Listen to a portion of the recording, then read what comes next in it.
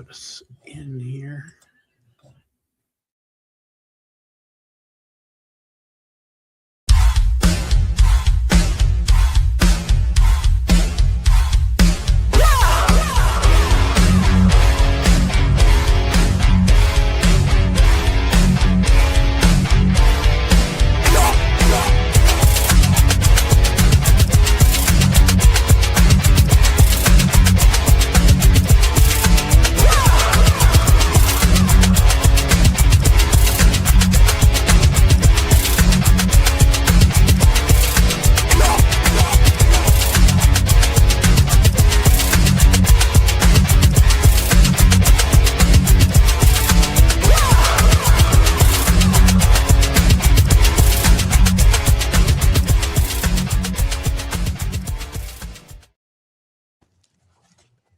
Good morning and welcome to the Sunday Morning Sports Podcast. I'm BA. I got along with me here Jack Hirsch and, of course, Keith Engel. Hope you fellas are doing good this fine Easter Sunday.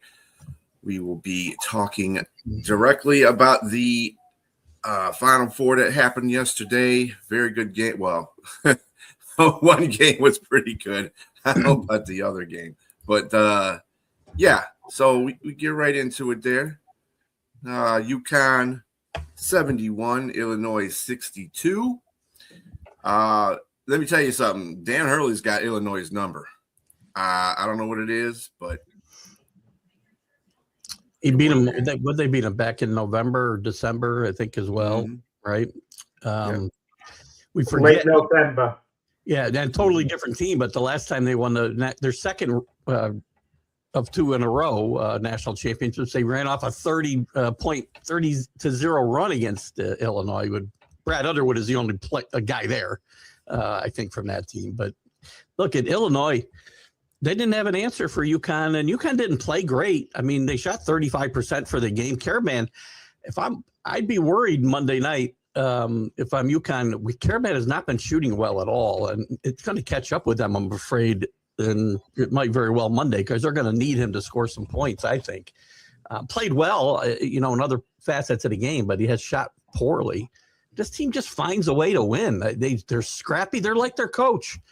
Mm-hmm. If you ever watched Dan Hurley play at Seton Hall, he wasn't a great player, but he was scrappy. And a lot of these guys just seem to embody that same attitude as their coach. And I love it when team take on that type of attitude.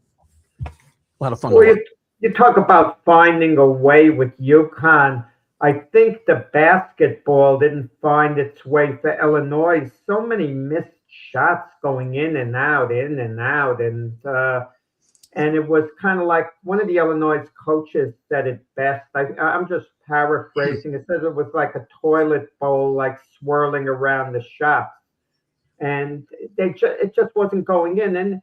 And credit UConn at the end of the game. One of the more underrated things of foul shooting at the end of the game as far as being part of the discussion. UConn, they made their foul shots at the end of the game. They didn't quite open the door for Illinois. Illinois had a couple of runs. They get it down to 4 points.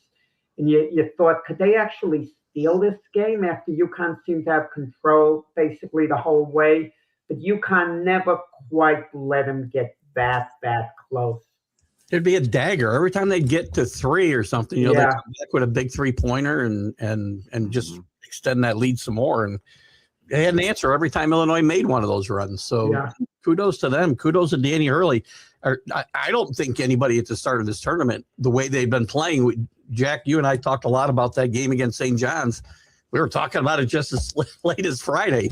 And they have shown no ill effects and they've won some close games. Kudos to them. They've just done a great job here. Yeah, Illinois has played 37 games and failed to score 62 twice. And the team that they lost 62, they only scored 62 against was UConn. So UConn's got their number. Dan Hurley. I'm not a big Dan Hurley fan, but the dude gets results. He's gritty. He's kind of like, to me, he's kind of like Izzo. The team plays as that coach is, and they're just gritty. They just get it done. Yeah, at the end of the game. So I mean, they played a pretty good game, even though the defensive game it was a whole defensive game. Really, nothing was falling for either team for a little while. That's but that's going to happen. Illinois really never got their offense on track through this whole tournament. Really, it was their defense that was really kind of pulling them through and doing it well. But UConn, we forget how good a program UConn is. Nobody's won as many national championships. This will be, if they were to win, they've won 6 since 1999. Nobody's won that many. And I think if they win another one, they're going to tie Carolina all time behind Kentucky, and we know who, Danny. You can make an argument that UConn has the greatest basketball program of all time if you combine the men and the women together. Well, the men and the women's program against anyone else's men and women's program, you could say UConn is the greatest university of all time. That's fair. That's fair. And going to the next game. I mean, this game, I don't think this game was in doubt for after the first 5 minutes of the game. I have never seen Michigan just destroyed Arizona. I mean, that's the only way I can say it. They were up by 30 points at one point in the game, over 30 points one part of the game. So for a juggernaut, this is supposed to be a juggernaut competition here. And I guess only one team showed up. So listen, yes, one team showed up. I don't diminish what Michigan did by saying Arizona was that bad. Michigan was dominant. And, I listened to a little bit of ESPN radio this morning as I was getting ready. And, they were talking about how, it was such a stinker. This was supposed to be a late game and a great game. I said, well, it wasn't a great game, but you saw a dominant game. If you like to watch teams that are just like a machine, Michigan was a machine last night and has been, quite frankly, through this whole tournament. If they win Monday night, and it's still an if, but it's hard to see them losing, we're going to be talking about where they stand in all-time runs. This has been one of the great runs in the NCAA tournament. It's up there with UConn's second run a few years back, and maybe one of the better ones that I've seen in my lifetime as far as runs through the tournament. I'm not saying they're the greatest team, but as far as runs through this tournament, I think they've got like the third or fourth most best point differential through this point of the tournament in history. Played great. No close games. That might be their bugaboo, man. If UConn can be scrappy and keep it close, maybe that gives Michigan a pause. I don't know. Yeah, I mean, what can I say about this game? I mean, going into it, I made a prediction to Keith. I said, no matter who wins this game, the lead's never going to get to double digits. It's going to stay in single digits the whole game. And at the start of the game, it was in double digits. Practically at the start of the game, it's double digits. Michigan's ahead. And you kept waiting for Arizona to maybe make a run. You thought, maybe just Michigan just got off to a great start. This is an outstanding Arizona team, and they were never even in the game. And I don't think it's one of these flukish things where Michigan just happened to make their shots. I think Michigan was flat out better. And watching last night's game, as good as Arizona is, you got the feeling if it was best 4 out of 7, Michigan was going to sweep. They were going to, Arizona wasn't going to beat them at all. They could play again next week, the week after. And Michigan's just flat out better. And I know the UConn mystique, how great it is, and so on. Dan Hurley, they find a way. But does it mean anything come, tomorrow night when they play Michigan? I can't see Michigan having a letdown. If we look historically at some of the great college basketball powerhouses that got upset in the NCAA championship game, we can understand them having a letdown. For example, Georgetown and Villanova. Georgetown beat them twice during the regular season, and they had a letdown. The game was won for Georgetown going into it as far as their mindset. UNLV, when they lost to Duke, they annihilated Duke the year before. their mindset was, these are the things Duke players will do it again. They won beating UNLV and Houston against, NC State with all their talent. But I don't think Michigan's looking at it this way against UConn because of UConn's pedigree, UConn's reputation, the Dan Hurley mystique. I think Michigan's going to be really, really, really up for this game. There's no letdown at all. I don't want to see a close game at the end for sure. I mean, again, I don't think this will be close. I really don't. Those other games you mentioned, though, again, I don't know if they're letdowns, though, Jack. I mean, again, to me, that kind of dismisses what the team that won did.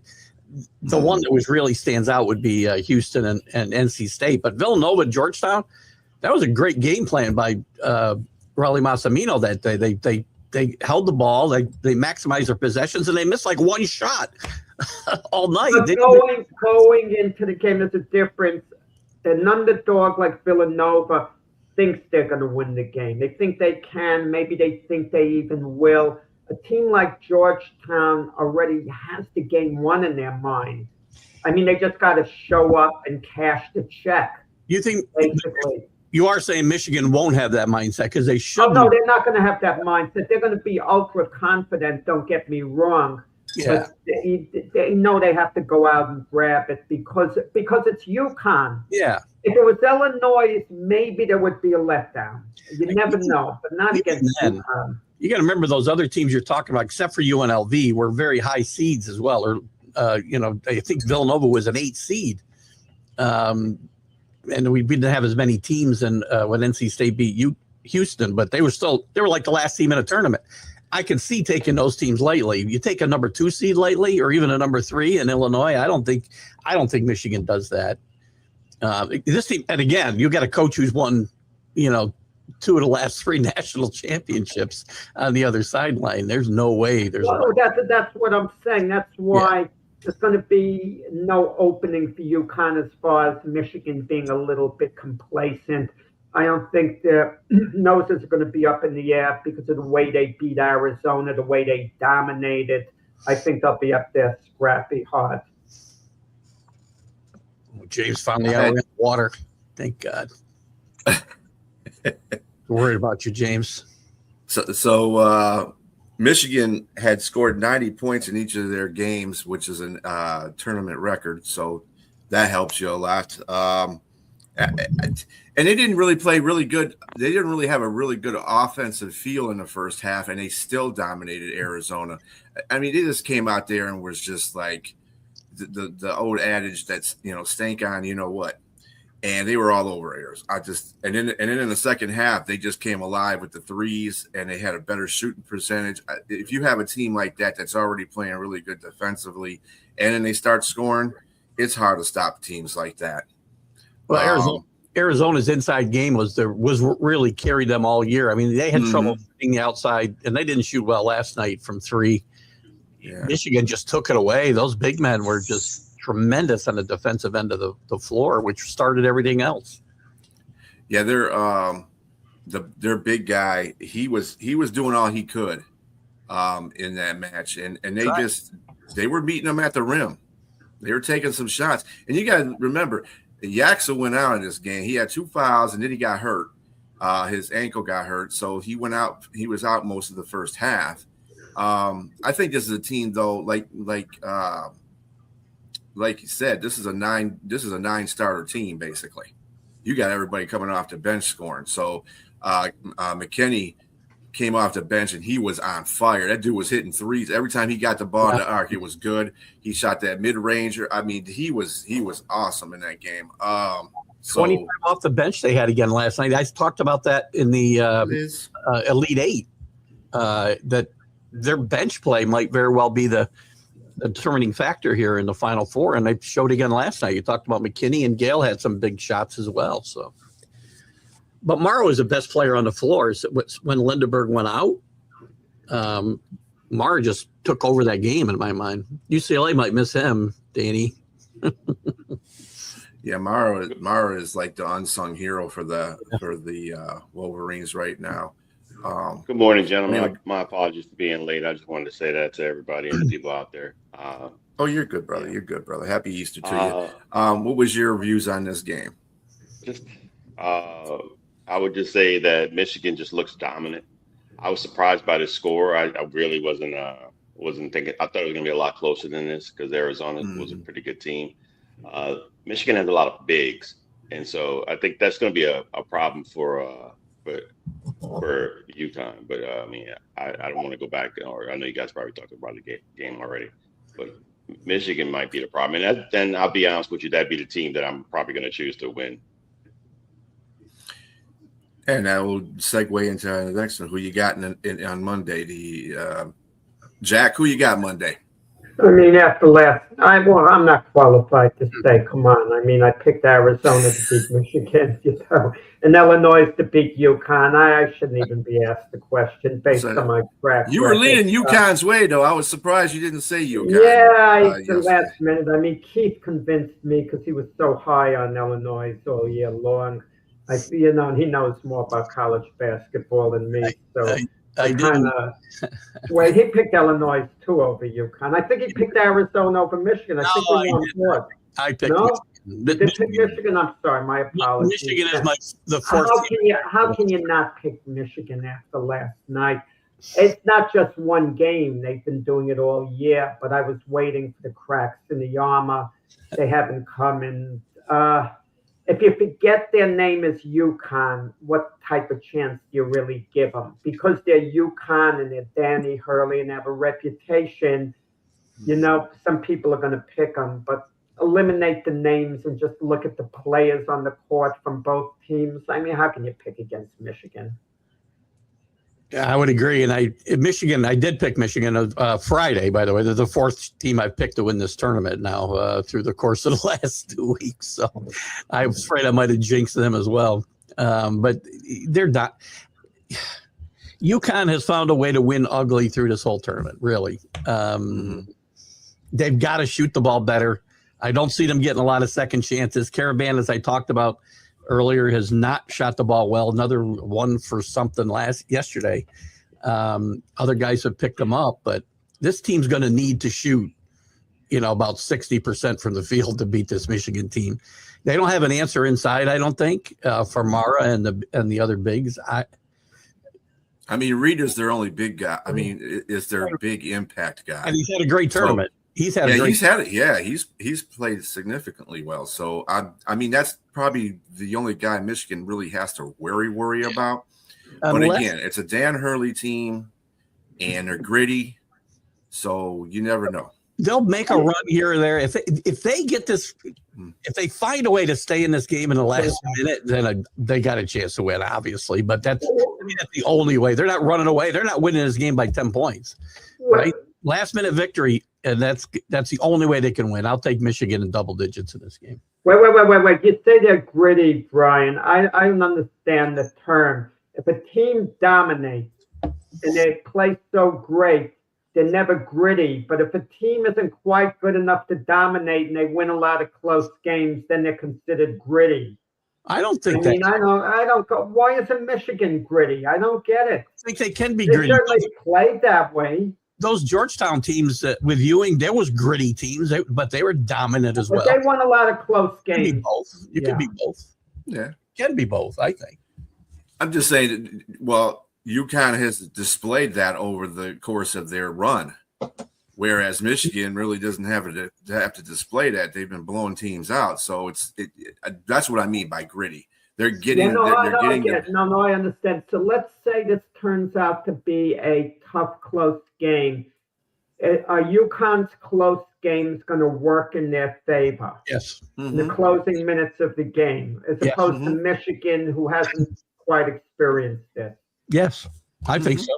We saw that versus Duke. We saw that. That was just incredible. I mean, it was a comeback too. So I mean, you really have to consider the coaching as well in this upcoming game. Dan Hurley is just a magician, and he may have something up his sleeve this time as well.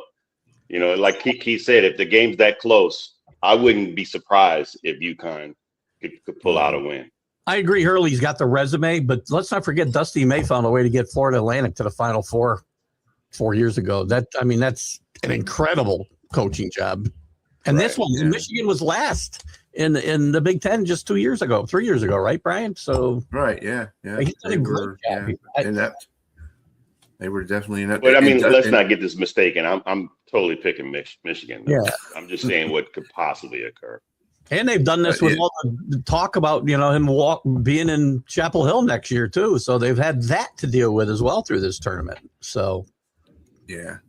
Dusty Mays also, he's a very good coach too. Let's not discount that fact. I mean, I don't think we're discounting the fact, but I think that, Dan Hurley's getting a lot of credit for UConn, but Dusty Mays, he makes adjustments.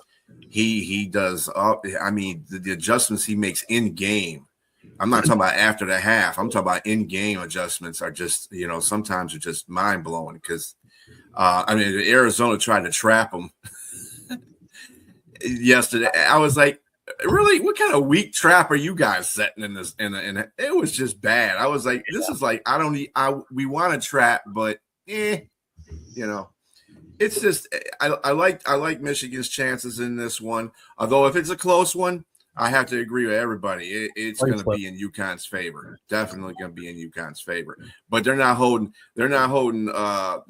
Michigan in those 67 points. That's what they were. UConn has averaged, per game this season. So they're not holding those 67. That's for sure. Yeah, Michigan's going to score. And don't let them get hot behind the arc either, because that's going to be a kiss of death for UConn if they start hitting those threes. But other than that, I see Michigan winning. But that's their best. The best hope is for Michigan to take a lot of threes, because underneath UConn can certainly hold their own. I mean, that's their ticket to winning if it's really an inside game. Yeah.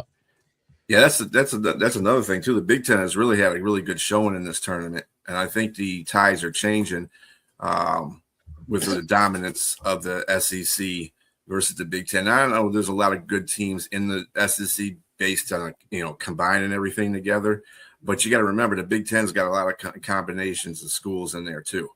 UCLA is one, USC. You got a lot of teams that have come into the Big Ten as well. So I think that's a reliable take on that one. I talked a couple of weeks ago, I think on the college sports huddle about who was going to be the next team to win the basketball and football championships the same year. It hasn't happened since Florida did it, I think in 2006, something like that, maybe 20 years ago. And it's only happened like 3 times in history, I think. And I think Michigan is probably this program that is best positioned to potentially do that in the near future, because the football team's not going to be that far away. Great hire with the winning, and we know where the basketball team is, unless for some reason Dusty May thinks Chapel Hill looks better than Ann Arbor. That would be a problem in that area. Yeah, that would be. Yeah, let me just say we got the matchup we kind of wanted for tomorrow night, because if Michigan was playing Illinois, it would feel inevitable that Michigan was going to win. It doesn't quite feel inevitable. We're all picking Michigan. We all think they're going to win, but it's not quite inevitable. We have some doubt. Maybe not a lot of doubt, but some doubt. If it was Michigan against Illinois, let's say they pulled out the game against UConn yesterday, we wouldn't think Illinois would have much of a chance. I mean, we think in terms they're going to get crushed by 20 points. That would be our mindset. Look, UConn might get blown out, but going into this game, there's this UConn mystique, which really makes the game interesting. 7.5. Michigan. Spread, by the way, I was surprised I saw the spread this morning. I thought it'd be a little bit lower, but 7.5 that's a pretty time for the final. Against UConn. I don't like that either, because that's almost setting you up for failure. That's what that's doing. I don't like that spread. Believe me, Michigan can win this game if they come out like they did against Arizona. UConn doesn't have a chance. I mean, that's really what it's going to come down to. So, who's the spread in favor of? Michigan, 7.5. Michigan, UConn wouldn't be favored. I just had to ask. I'm just trying to say. I'll be honest with you. I think Vegas. I'm just saying. I think Vegas knows what they're talking about. I mean, I wouldn't doubt it. I actually favor the spread. Then I agree with you. I agree with the spread. That's a giant. It looks so big. No, I got to take that points, and then Michigan will go out and win by 18. Bulletin board stuff. I'm not sure whether it's overrated or not. I kind of think for the most part it is. But believe me, UConn, Dan Hurley, the players, they're aware of the point spread, and it can work both ways. I mean, some of the UConn players could think, wow, that Michigan team is so great, and they can be in awe, psychologically, or they could show a certain resolve that they're really going to bite down, that they're really angered about that point spread, and they have something to prove. It's certainly not going to help Michigan's mindset to be favored like that. Yeah. So switching over to a final that's happening, I believe today, with the women's college basketball. South Carolina will be taking on UCLA. Who you got? Just a outlier in this whole situation. Gino came out and apologized yesterday from UConn about his actions against South Carolina. I think that was just a whole emotional thing for him, and that's the reason why that reaction was happening that way. It's not an excuse, but that happens, and he apologized for it. I mean, you can either accept it or whatever. I'm happy but he needed to go on camera and apologize.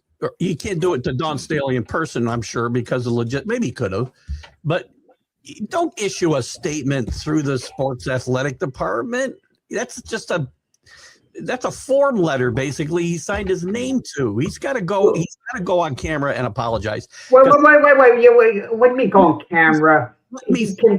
Let me finish. Everything he did was on camera. He went in the post-game conference and really talked about how they win and lose with class.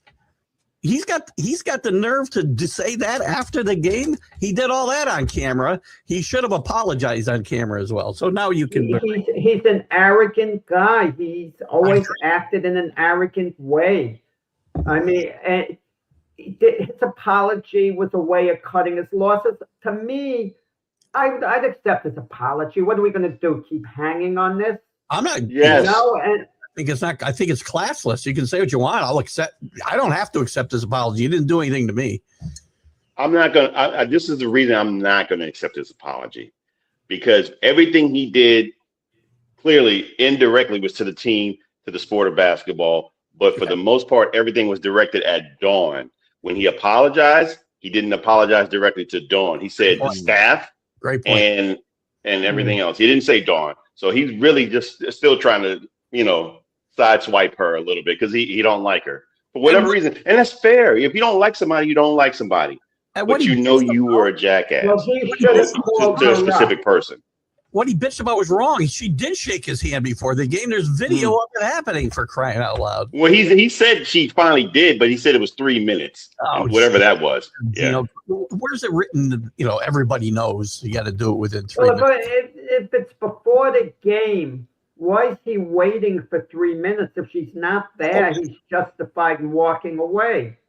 Fair enough. He doesn't have to wait around. He could say, I wanted to shake her hand. She wasn't there. So I can't hang around. Clearly, there's animosity prior to that. It has to be. You just don't like each other. I mean, they played each other in the final, so I'm pretty sure this is all dragging over to now. I mean, it's what it is. I mean, I don't have a problem with you not liking your opponent. That's fair, but be respectful. That's it.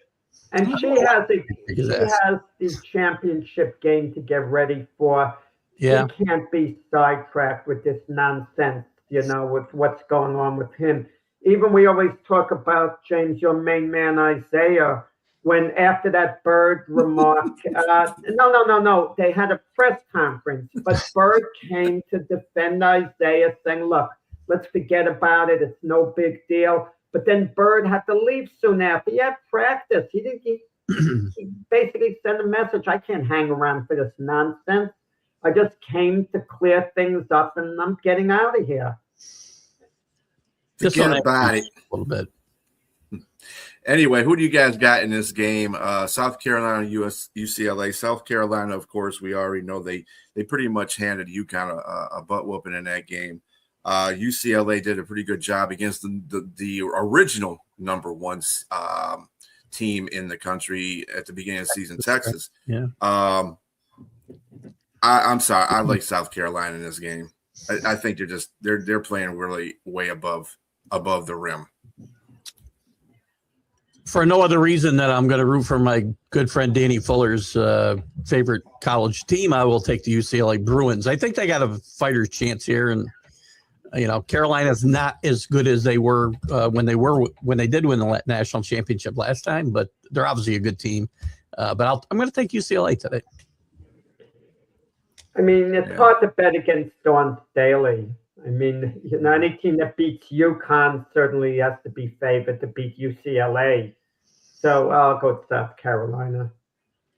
I could see either team winning tonight, but I'm definitely going to go with South Carolina. I just think that there's a lot of bulletin board material to just win and not even give any type of credence or allow themselves to be bothered by what happened the other day.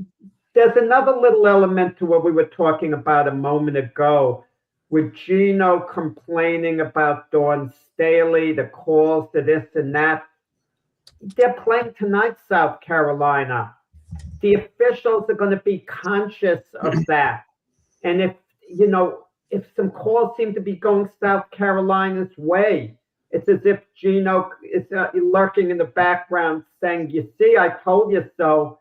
UCLA is getting screwed the way we were. There was a lot of years. That little mindset that some are going to have. And believe me, the officials are going to be aware of it, what went on. Gino's remarks. Gino forgot all those years that the calls went his way. So Of maybe, course. Of course. But I'm just saying that might gently factor into tonight's game. I like Gino. I had some I lost a lot of respect for Gino Friday night, quite frankly. I think it was classless. I mean, over something That's how he's always been. Nonsense. I'd never liked his arrogance necessarily, Jack, but I had some respect for him and what he'd done at that program. And I've lost some of that respect. I can understand when you have an unbeaten team, and you want to have that perfect season and you get bumped in the semis and you think you're going to win the national championship. And all of a sudden your dream for that year suddenly ends. It's tough to take, especially when you have a favorite team like UConn.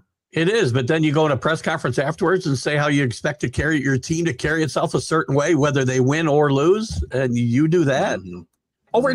It's over something so trivial as well, by the way. No, and you say you want him to apologize to Dawn Staley. Yeah.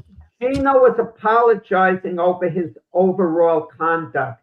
Okay, that's why I said I'd accept his apology. He might still feel that way about Dawn Staley, that she was getting all the calls that someone else wouldn't be getting, but he shouldn't have complained to Dawn Staley about it. That's the thing. But it was bad.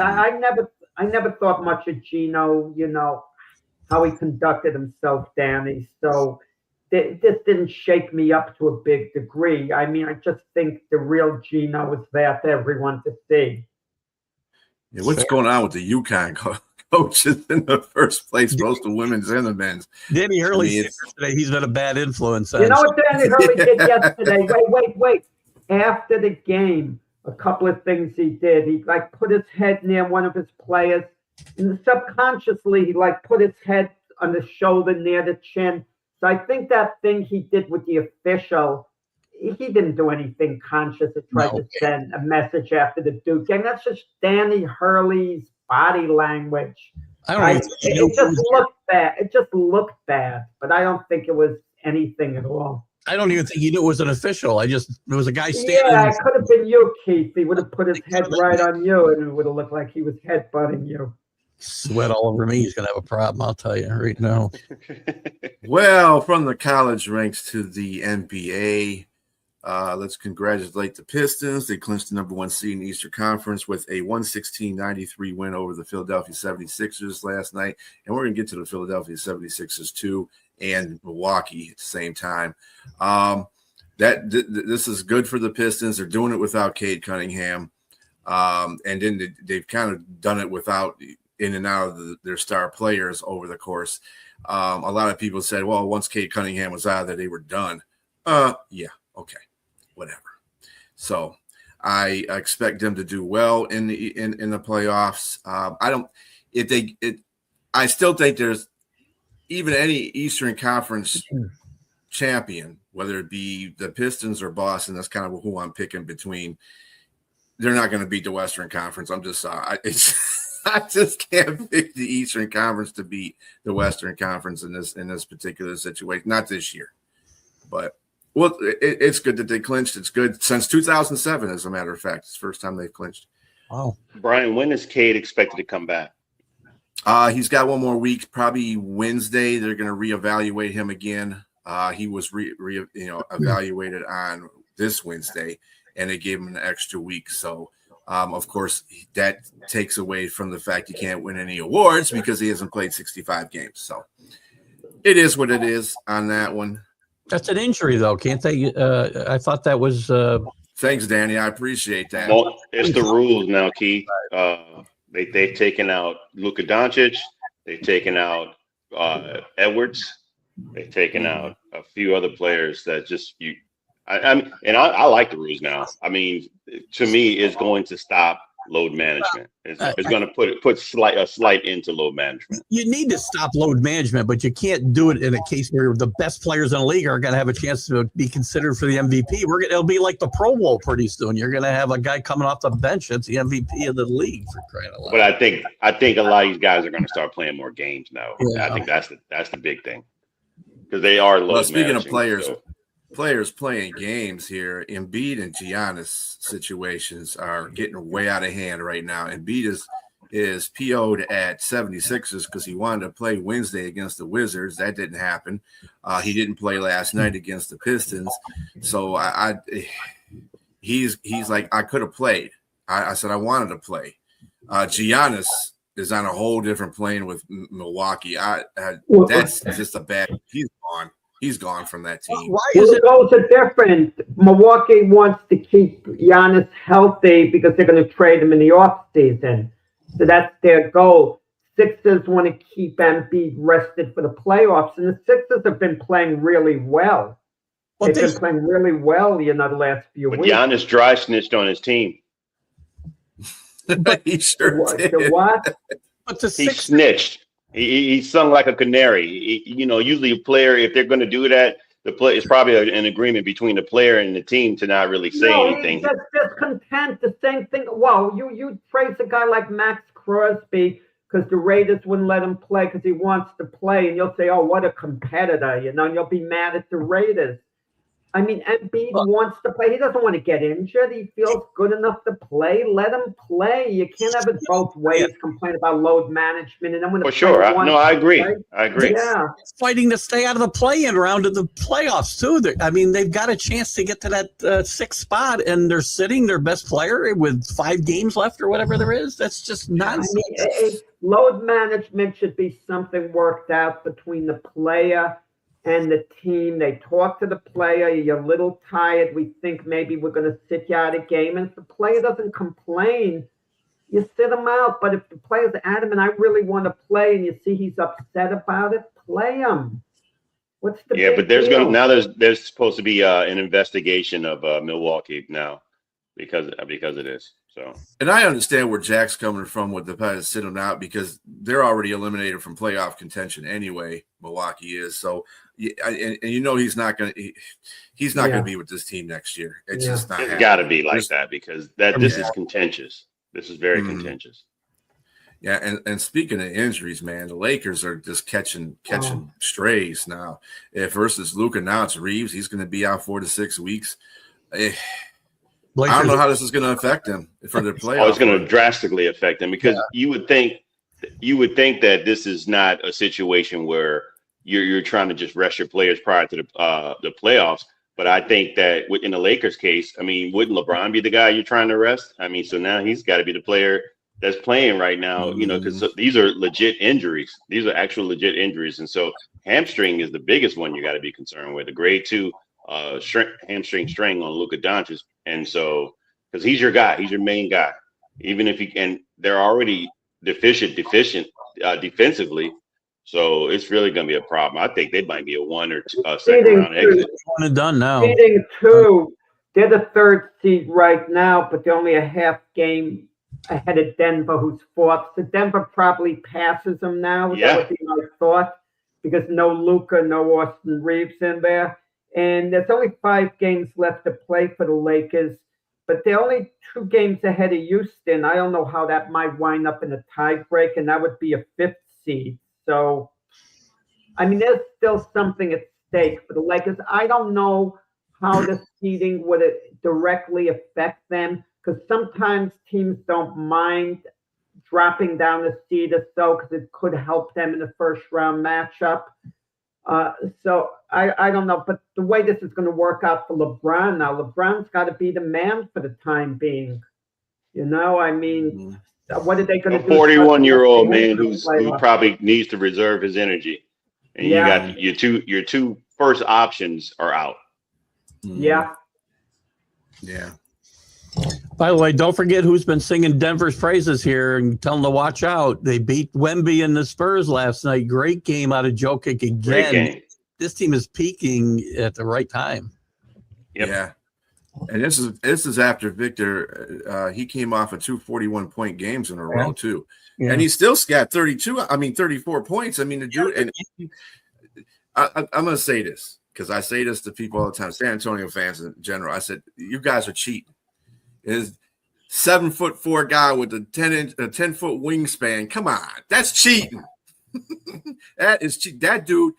Now, being in the MVP race, do you give him any? Do you think he can win the MVP? Well, there'll be nobody else to vote for pretty soon. So yes, he probably can if people aren't playing and dropping like flies. Yeah. I mean, there's still SGA is still out there, so. You know, I think it's still SGA's to lose as long as he doesn't drop out. What are you going to say, Jack? No, I didn't mean to cut you off with my expression. Take each guy off his team and see what happens to him. Take Wemby off San Antonio. They're going to lose more games than they win during the regular season. Okay, take SGA off OKC. They're still going to have a good team, even without him. Not a championship team, but a good team. Mm-hmm. Yeah, and that was a Herculean game. I agree with Danny with that last comment. 4 games matter. That was a Herculean game for Denver. I still think San Antonio is a better matchup, a better team. So and just with there's just way too many players on that team, man. Now experience does matter. Experience does matter in the playoffs. I would say that they've never been there, but man, biggest negative for the Spurs, right? Wemby has what a lot of the greats you've seen has. I mean, he has that is a killer instinct, and he has fire, man. And so I think he'd be a great matchup. As you saw, they both were lighting it up. They both were lighting it up. It took the last minute shot who had the ball. With Jokic. And so I really think if they had to be in the series together, I would take San Antonio of the two. I still would take San Antonio. I'm going to take Denver because as much as you're talking about Wemby and the fire, these guys know it's probably their last chance. This is probably their last chance. They're not going to get another shot at that ring, and I think that could be a determining factor in one of these big series. Any injury to one of these old guys, so it's all over. We know that too. Jokic is he's just an age. Keith, you're Shakespeare stuff. It sounds good. What I say to the average listener, they buy it. But come on, give me it.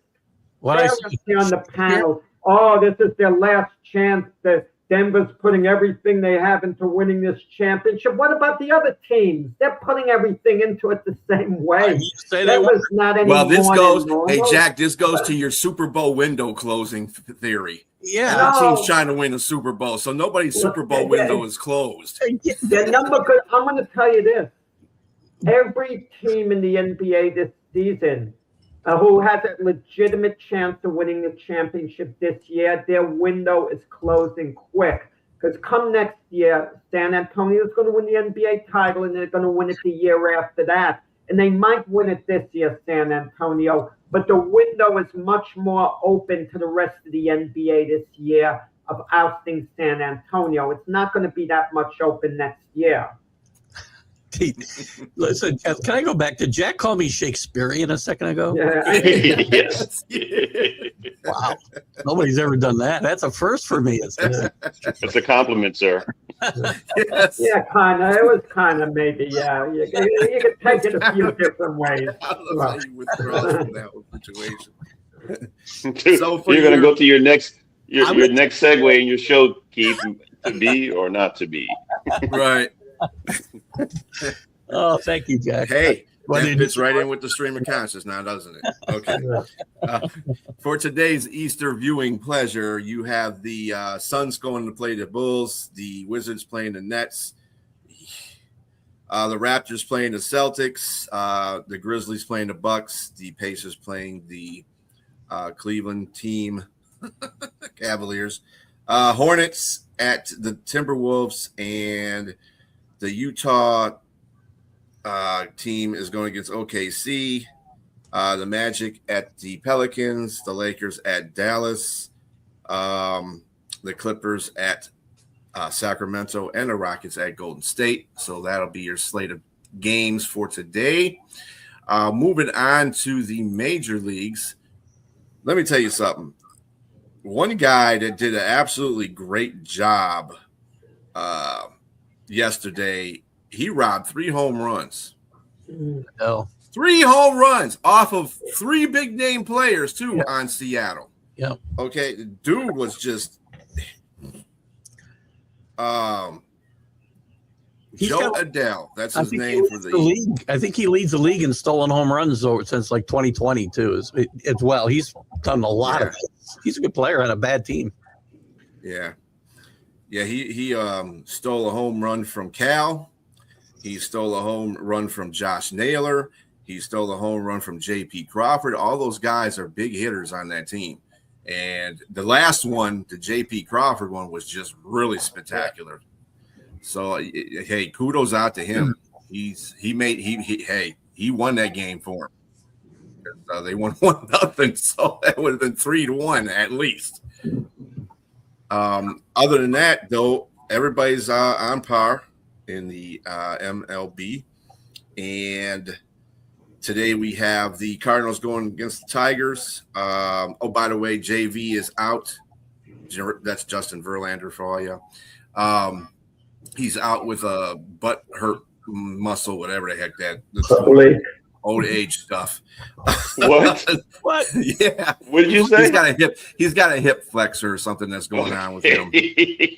My butt feels fine. I don't like this. That's not what you want to say on the live network. Anyway, Montero is coming in for him today to pitch. That's the Cardinals-Tigers game. Cubs are going to the Guardians, the Indians. The Orioles are going to the Pirates. Padres are wrapping up their series with the Red Sox. The Marlins are wrapping up their series with the Yankees. The Dodgers and the Nationals are playing. That's like a scrimmage for the Dodgers. The Blue Jays are going to the White Sox. The Rays are taking on the Twins. The Brewers are taking on the Rockies. The Reds are taking on the Rangers. The Phillies are taking on the Rockies. The Royals, that's what I meant. Brewers over the Royals, my bad. The Mets are over the Giants. Mets are playing the Giants. The Astros are playing the Athletics. That's becoming a good series there because it's a miniature battle of first place at the beginning of the season here. Seattle's taking on the Angels. The Braves are taking on Diamondbacks, and the Cubs are taking on the Guardians again. Doubleheader. So there's your games for Easter for the major leagues. As far as the NHL goes, Florida Panthers have been eliminated from playoff contention, so we will have a new Stanley Cup champion. That's sad. Not really, but it is. Anybody's got any views on that? Well, they got the Tampa Bay Lightning in the state of Florida. They won a couple of Stanley Cups in recent years, so maybe it stays in the Sunshine State. Well, I mean, Florida has been kind of the Rangers beat the Red Wings yesterday. I think it was yesterday. Your Rangers beat the Red Wings. Yeah. I mean, who hasn't beat the Red Wings at this point?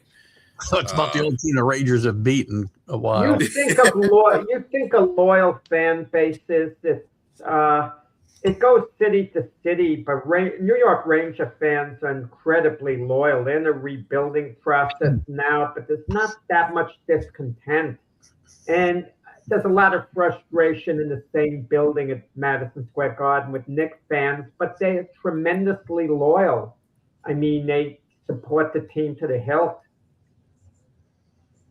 Hey, they won two Stanley Cups. It's coming down to playoffs time for the. Yeah, it's coming down to playoff time for the hockey too. So all these games are getting nitty gritty. There are some hockey games as well on Easter Sunday. The aforementioned Red Wings will be taking on Minnesota. Pittsburgh is taking on Florida. Philadelphia is taking on Boston. Ottawa is taking on Carolina. New Jersey is taking on Montreal. Washington and the New York Rangers are playing. St. Louis and Colorado are playing. Colorado is just playing out of their mind right now. They lost a couple games ago for the first time in so many games too. So they're on fire. I think they really have the upper hand in winning the Stanley Cup themselves. So we'll see what happens with that, because in Stanley Cups, it's not like a lot of teams we see in the playoffs or in any other playoff sports, because anything can happen in a 7-game series in hockey. So the puck can go a different way. You can have a bad goaltender experience, whatever may happen. So, but I think Colorado is at the top of their game. Other than that, that's the games for NHL. Anybody else have any other sporting news they would like to get out before we leave this? No. Masters, nobody cares about the Masters here but me, but no Phil and no Tiger in the Masters this year. First time I can remember. There was a decent heavyweight fight yesterday. Deontay Wilder won a split decision over Derek Chisora in England. And after the fight, Wilder said he didn't want to hurt Chisora. He went easy on him. It shows you the mentality of these boxers. He won a split decision in a fight that most people thought could go either way. In the fight ended, it was that close. But they gave Wilder a tiny edge, and he says he was going easy on the guy. I can't take the mentality of these fighters and these personalities. And Deontay is always a friendly guy, but he has to be delusional. You come that close. Is he close to 40 now, Jack? Yeah, he's 40. Chisora was at like 42. Old guys, but they put on a great show, though. And Wilder showed he had a little more left in the tank than I thought. He's not the fighter he was, but he's got an incredible heart. The two of them, both of them, and they put on, a very entertaining fight. And now I think Wilder, there's a reasonable chance he might go on to fight Anthony Joshua now. Might be a viable fight that could finally be made. It was supposed to be made a lot of years ago, but Anthony Joshua, through his promoter Eddie Hearn, kind of ducked Wilder during that time. But now they might feel, he's a lot less risky. It's still a risky fight, though, that they might take. Are we haven't hearing anything about the Pacquiao? Or not? Is it Pacquiao? Oh, Floyd Mayweather. Yeah, signed the contract to fight Manny Pacquiao on Netflix in September. And it's supposed to be a real fight, which astonished me that Mayweather would risk his unbeaten record. But when you're short on cash and Mayweather maybe has blown a good part of his fortune, that would bail him out, that fight. So he reportedly got a big advance on that fight. And now Mayweather's going around saying it's just an exhibition. And Pacquiao's people are furious, saying they have a contract saying it's a real fight. It's not an exhibition. Pacquiao doesn't want an exhibition match. It's a real fight. And the truth of the matter is, if it's a real fight, it's intriguing, even though they're old geezers, because Mayweather's putting his unbeaten record on the line, and the two names are magical. But if it's an exhibition, who really cares that much? Because the result won't go in the book no matter what happens. So now they're threatening to sue Mayweather in New Orleans. It'll be interesting to see how it plays out. We complain about the time of those fights, Jack. If these two old guys fight, they might fight at 2:00 in the afternoon on a Wednesday. I might be able to catch this live. Right. Jack, I got a question regarding those two. Isn't it kind of a situation where there's an asterisk for Mayweather as well because he sort of dodged Pacquiao when he was more in his prime? Well, it was mutual. The fight got delayed by 5 years, that much, where they could have fought when they at the absolute prime, and they fought when they were a little past it. It was promotional stuff. Mayweather could be stubborn. He always had alternative opponents to fight, not at the same big money, but good enough. And Pacquiao was promoted by Top Rank Bob Arum, who formerly promoted Mayweather. They had other opponents to match Pacquiao with. They finally fought after 5 years because they had no one else to fight. They ran out of options. So they finally had to fight. And it went on like at 1 a.m. it started, East Coast time. It was ridiculous, absolutely ridiculous. And they charged like $99.99, $100 for pay-per-view. And then people would complain they were getting ripped off, this and that. But when they fought the first time, it was like they were having like a Super Bowl party type atmosphere. Saturday night, people had company over. It was more like an event in that sense. But people left all upset about it. What a lousy fight. And I said at the time, those same people are going to be back if they ever fought again. And a lot of them will be, even all these years later, as old guys.